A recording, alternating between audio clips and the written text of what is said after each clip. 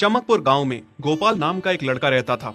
उसकी सौतेली माँ और बाप ने उसे घर से निकाल दिया था। उसकी सौतेली माँ ने सब कुछ अपने और अपने बच्चों के नाम पे कर रखा था और गोपाल को हिस्से के नाम पे 3 गायें दे रखी थी। गोपाल पढ़ा लिखा तो बहुत था, पर नौकरी ना मिलने के कारण उसने सोच लिया था कि वो अब उन तीनों गायें की खूब देख रेख करके उनसे जो दूध मिलेगा उसे बेच के अपना कारोबार चलाएगा।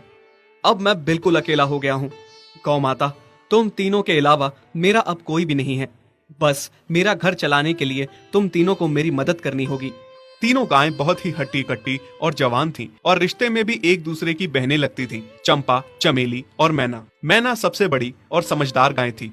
चंपा गर्भवती थी और चमेली को अभी अभी बच्चा हुआ था। वो दूध दे रही थी, जिसके दूध को बेच के गोपाल का थोड़ा बहुत घर चल रहा था। पर गोपाल को अब चंपा और मैना पे पूरा भरोसा था कि जब उनका बच्चा हो जाएगा तो वो खूब दूध देने लगेंगी और जिससे उसका कारोबार अच्छे से सेट हो जाएगा। देखा चमेली बहन, हमारे मालिक को कितनी उम्मीदें हैं हम तीनों से। हाँ चंपा, सुना मैंने, मालिक ने हमसे कितनी सारी उम्मीदें लगा रखी हैं।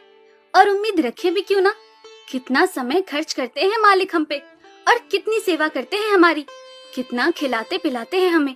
और फिर हम मालिक की उम्मीदों पे खरा ना उतरेंगी तो धिक्कार है हमारी जिंदगी पर। सही कह रही हो बहन तुम।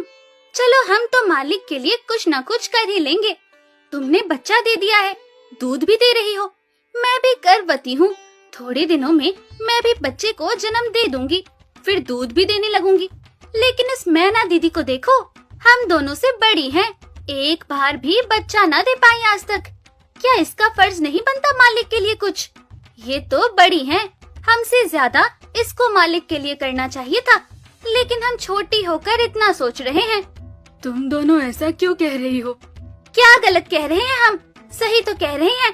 कितने सालों से बांझ पड़ी हो तुम। ऐसा कैसे कह सकती हो तुम?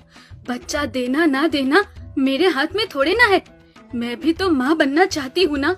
मैं भी चाहती हूँ कि दूध दूँ और मालिक को मेरे दूध से कुछ फायदा हो। अरे तुम क्या बच्चा दोगी जो इतने सालों से नहीं दे पाई? तुम ये ख्वाब लेना बंद करो कि तुम बच्चा दोगी और तुम्हारे दूध से मालिक को कोई फायदा होगा।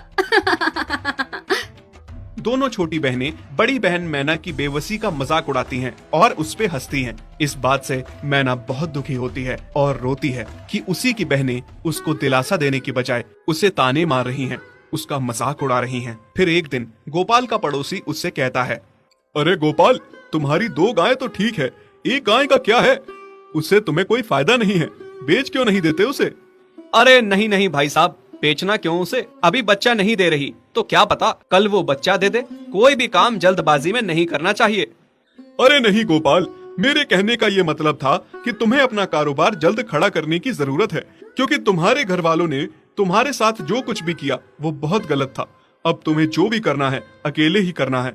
आगे शादी भी तो करनी है तुम्हें, उसके लिए भी खूब पैसा कमाना पड़ेगा। जब तुम्हारी सारी गायें दूध देंगी तभी तो कारोबार अच्छा चलेगा ना। हाँ, बात तो तुम सही कह रहे हो भाई। मेरी मानो तो तुम अपनी गायों को क्रॉस करवा के देख लो, शायद उससे बच्चा हो जाए। हाँ, ये सुझाव तुमने सही दिया, मैं कल ही ऐसा कर लेता हूँ। सुना तुमने मैना बहन मालिक की बातों को? कितना परेशान है मालिक तुम्हारी वजह से, पर तुम्हें तो कोई बात कह ही नहीं सकते, झट से बुरा जो मान जाती हो तुम।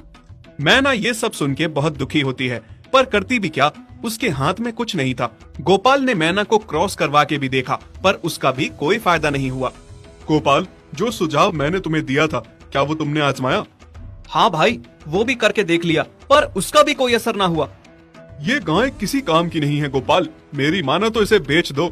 मैं सोच रहा हूँ एक बार फिर से क्रॉस करवा के देखता हूँ, शायद कोई बात बन जाए। देख लो, पर मुझे नहीं लगता। देखा, इन लोगों को भी पता चल गया, तुम बच्चा नहीं दे सकती, तुम बांझ ही रहोगी। सही कह रही हो तुम दीदी, इतने जतन करने के बाद भी बच्चा नहीं हो रहा, तो अब क्या होगा? गोपाल मैना को एक बार फिर से क्रॉस करवा लेता है। दोनों बहनें चंपा और चमेली मैना के बांझपन का मजाक उड़ाती हैं और उस पे खूब हंसती हैं। फिर एक दिन मैना चमेली के बच्चे के साथ खेल रही थी कि तभी चंपा देख लेती है। हाँ देख तो चमेली दीदी, ये मैना दीदी तेरे बच्चे के साथ क्या कर रही है? मुझे समझ में नहीं आ रहा, तू इस बांझ के साथ अपने बच्चे को कैसे छोड़ सकती है? जब मेरा बच्चा आ जाएगा